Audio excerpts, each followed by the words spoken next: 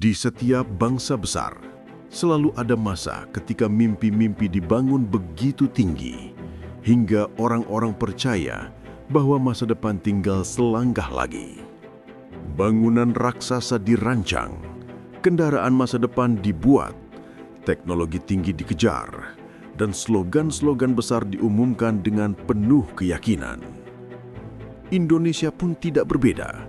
Kita selalu punya ambisi, kadang bahkan lebih besar dari kemampuan kita saat itu. Tetapi sejarah berjalan dengan cara paling keras. Ada mimpi yang tumbuh menjadi kenyataan, dan ada pula mimpi yang runtuh menjadi kerangka besi, laporan tebal yang berdebu, atau proyek mangkrak yang mengingatkan kita bahwa ambisi tanpa perhitungan adalah resep bencana. Hari ini, kita menyusuri proyek-proyek paling ambisius yang pernah dicoba Indonesia. Proyek yang penuh harapan, penuh visi, tetapi berakhir gagal, terhenti, tersandung, atau tenggelam. Dan di balik semua itu, ada pelajaran penting tentang bagaimana sebuah bangsa membangun masa depannya. 1. Monorail Jakarta, raksasa yang tak pernah bangun dari tidur. Awal 2000-an, Jakarta sudah tenggelam dalam macet yang tak berkesudahan. Solusinya terdengar seperti masa depan, monorail Jakarta. Kereta melayang di atas jalur-jalur hijau kota, tidak terjebak macet, tidak memakan lahan jalan, cepat, modern, elegan. Rencana awalnya sangat ambisius, 2 jalur besar, puluhan stasiun, dan sistem yang seharusnya mampu mengangkut ratusan ribu orang per hari. Tiang-tiang hijau mulai didirikan, warga Jakarta menatapnya dengan harapan. Akhirnya, kita akan punya transportasi dunia pertama.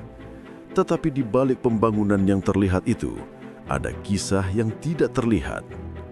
Konflik internal perusahaan, perubahan aturan pemerintah, perizinan yang saling tumpang tindih, dan investor yang mulai mundur satu persatu. Mesin-mesin berhenti, pekerja pulang, tiang-tiang itu membeku, dan selama bertahun-tahun, tiang hijau monorail menjadi monumen gagal yang berdiri di tengah ibu kota. Diam, tetapi berbicara banyak tentang salah urus dan kurangnya perencanaan. Yang ironis, Jakarta pada akhirnya benar-benar punya sistem transportasi modern, MRT, LRT, dan kereta cepat. Tetapi semuanya datang dari perencanaan baru. Monorail hanya menjadi fase gelap yang harus dilupakan untuk bisa melangkah maju. 2. Mobil nasional SMK ketika nasionalisme bertemu kerasnya industri global. Nama SMK pernah mengguncangkan seluruh negeri. Ia disebut sebagai Mobil Nasional Indonesia, dibuat oleh anak SMK, simbol kebangkitan industri otomotif. Narasinya sangat kuat, hingga muncul keyakinan bahwa Indonesia akhirnya akan memiliki mobil nasional sejati.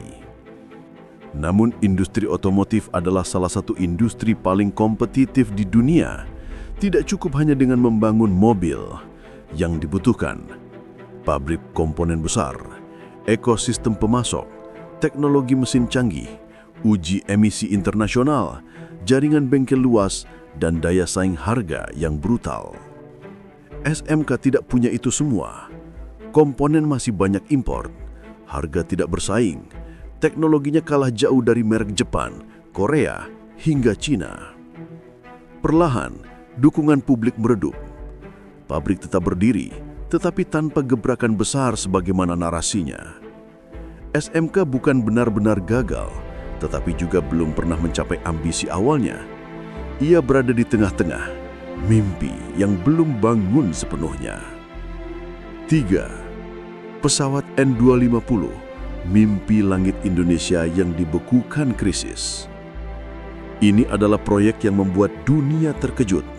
Pesawat N250 dirancang oleh putra-putri Indonesia di bawah kepemimpinan B.J. Habibie. Pesawat ini bukan main-main. Ia menggunakan teknologi fly-by-wire, sesuatu yang pada masanya hanya digunakan pesawat buatan negara-negara maju. Uji terbangnya sukses, insinyur muda Indonesia bangga, pabrik IPTN, sekarang PT Dirgantara Indonesia, mulai bergerak cepat. Tetapi tahun 1998 datang, krisis moneter menghantam Asia, nilai rupiah jatuh, dana negara lenyap, IMF masuk, dan salah satu syarat bantuan adalah menghentikan proyek-proyek berbiaya tinggi. N250 dihentikan begitu saja, mesin berhenti, pabrik sunyi, dan para insinyur yang selama ini bekerja siang malam terpaksa menghentikan mimpi mereka. Ini mungkin salah satu proyek gagal paling menyakitkan dalam sejarah Indonesia, bukan karena gagal teknologi, tetapi karena kalah oleh badai ekonomi.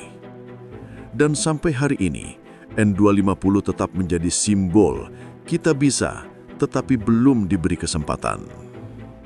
4. Proyek Hambalang, ketika tanah menolak ambisi manusia. Hambalang direncanakan sebagai pusat pelatihan olahraga terbesar di Asia. Lapangan, gym, asrama atlet, fasilitas supermodern, semuanya terlihat luar biasa di atas kertas. Tetapi alam punya aturan sendiri. Tanah Hambalang adalah lahan bergerak, konturnya tidak stabil, air bawah tanahnya rumit. Ketika bangunan sudah berdiri, ia perlahan-lahan bergeser, retak, turun. Di saat yang bersamaan, kasus hukum besar meledak, melibatkan pejabat hingga tokoh politik nasional. Anggaran membengkak, pembangunan berhenti, Hambalang menjadi kota hantu, bangunan besar, tetapi kosong, dipenuhi rumput liar dan tembok retak. Ini bukan sekedar proyek gagal, ini peringatan keras. Perencanaan buruk dapat menghancurkan proyek yang sehebat apapun. 5. Kereta cepat generasi pertama dan proyek infrastruktur yang tergesa-gesa. Sebelum KCC yang sekarang berjalan, Indonesia sempat merencanakan beberapa proyek kereta cepat lain.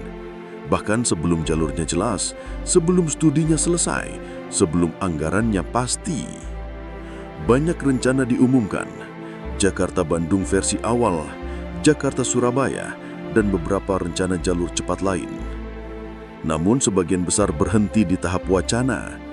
Dokumen-dokumen tebal dibuat, rapat-rapat dilakukan, tetapi proyek tidak pernah benar-benar berjalan karena studi tanah tidak lengkap, hitungan biaya tidak masuk akal, teknologi tidak siap, dan pemerintah masih tarik ulur soal investasi. Ini meninggalkan banyak proyek perencanaan yang hilang begitu saja setelah biaya miliaran rupiah habis untuk studi awal. 6. Aplikasi Peduli Lindungi dan BLT minyak goreng. Kebijakan besar yang tidak siap hadapi kenyataan. Pandemi memaksa pemerintah bergerak cepat. Namun kecepatan yang tidak dibarengi ketepatan melahirkan masalah besar.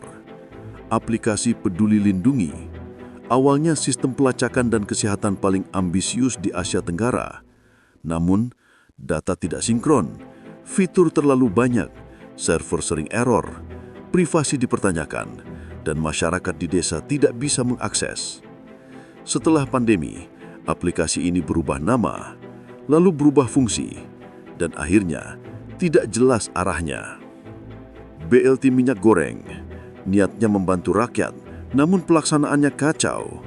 Data penerima tumpang tindih, distribusi lambat, aturan berubah beberapa kali, terjadi antrian dan protes di banyak daerah.